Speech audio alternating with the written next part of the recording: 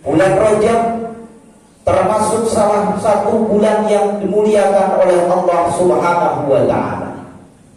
Di samping di dalamnya ada sejarah berkaitan dengan Isra dan Mi'raj, juga ada sejarah keterkaitan dengan sholat 5 waktu.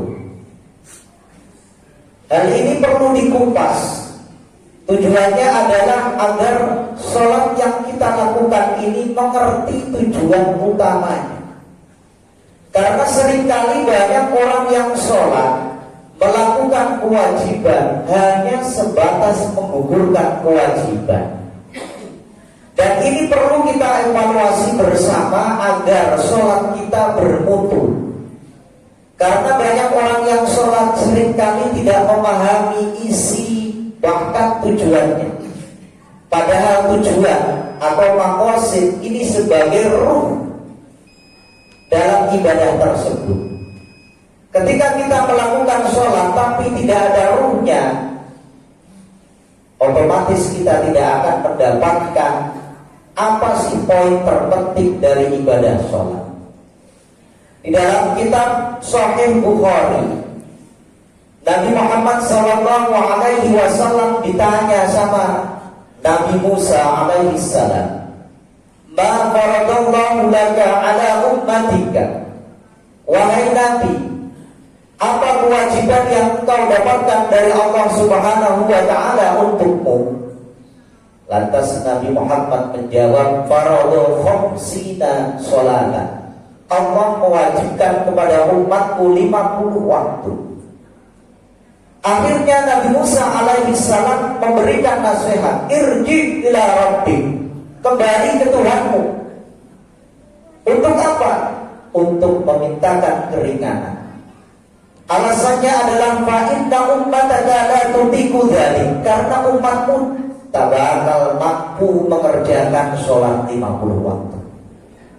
Hal ini menegaskan perjuangan yang dilakukan Nabi Muhammad SAW atas saran Nabi Musa, mendapatkan keringanan yang luar biasa dari 50 waktu menjadi 5 waktu saja.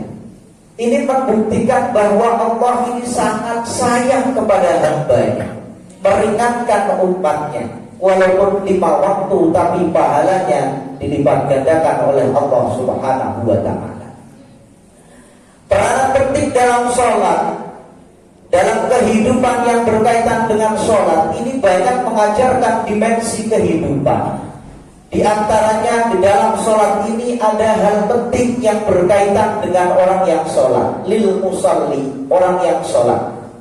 Yang pertama adalah orang yang sholat ini meminta, berharap kepada Allah Subhanahu wa Ta'ala saat munajat, berkomunikasi langsung ini diberikan hajatnya. Bahkan di antara duduk di antara dua sujud, kita sering membaca Rabbi firli, ya Allah ampuni aku, warhamni kasihi aku. Ini menegaskan dalam doa ini mengajarkan banyak hal. Sayangnya adalah kita tidak memahami. Ternyata ini doa yang luar biasa kalau kita resapi keseluruhannya. Ini yang berkaitan dengan orang yang sholat. Yang kedua, orang yang sholat ini selalu berkaitan dengan Allah Subhanahu wa Ta'ala. Mana buktinya? Yang pertama, sholat ini diawali dengan takbir, Allahu Akbar. Takbir pertama ini dinamakan takbiratul ihram. Maksudnya adalah setelah orang yang sholat mengucapkan takbir itu, maka dilarang, diharamkan melakukan hal-hal yang membatalkan sholat. Kenapa yang diawali dengan takbir? Ini pelajaran bagi kita semuanya. Saat kita mengucapkan takbir ini, Allah lah yang perkasa, Allah lah yang sempurna. Jadi kita yang sholat ini merasa kecil, tidak ada harganya di hadapan Allah Subhanahu wa Ta'ala. Lantas di dalam sholat juga kita selalu memuji kepada Allah Subhanahu wa Ta'ala. Buktinya di dalam surat Al-Fatihah, Bismillahirrahmanirrahim, dengan menyebut nama Engkau ya Allah, dan yang Maha Pengasih dan Penyayang. Alhamdulillahirabbil alamin, segala puji bagi Allah Tuhan semesta alam. Ini memuji kepada Allah, ini berkaitan langsung dengan Tuhan kita. Dan yang ketiga, orang yang sholat ini selalu berkaitan dengan Nabi kita Muhammad sallallahu alaihi wasallam. Mana buktinya? Di dalam tahiyat kita selalu membaca syahadat, asyhadu an la ilaha illallah wa asyhadu anna Muhammadar Rasul. Syahadat Rasul kita selalu baca, ditambah dengan sholawat, memintakan rahmat kepada Nabi Muhammad. Bahkan orang yang tidak mau membaca sholawat kepada Nabi, dipastikan sholatnya tidak sah.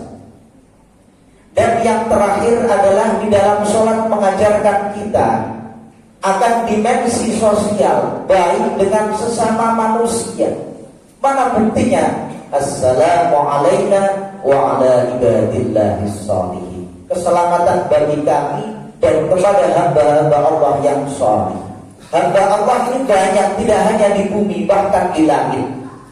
Kalau kita pelajari dari 4 komponen ini, orang yang sholat, kita akan dihadapkan apa itu?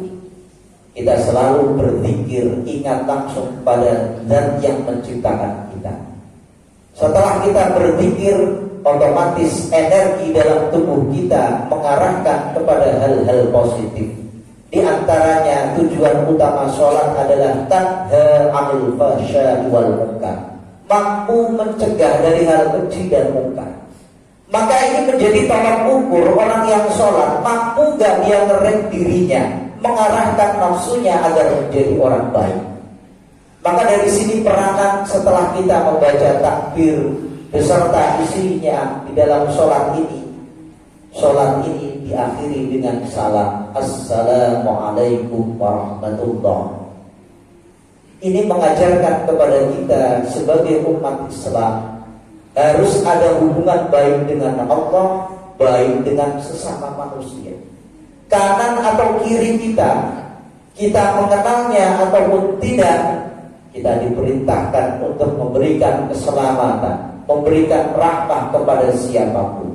Hal ini menjadikan catatan bagi kita semuanya. Peranan sholat mengajarkan agar kita baik dengan Allah, baik dengan sesama manusia. Karena kadangkala orang menghargai pribadi orang lain ini karena apa? Karena kedudukannya, karena hartanya. Padahal Allah memerintahkan kepada kita baik dengan siapapun.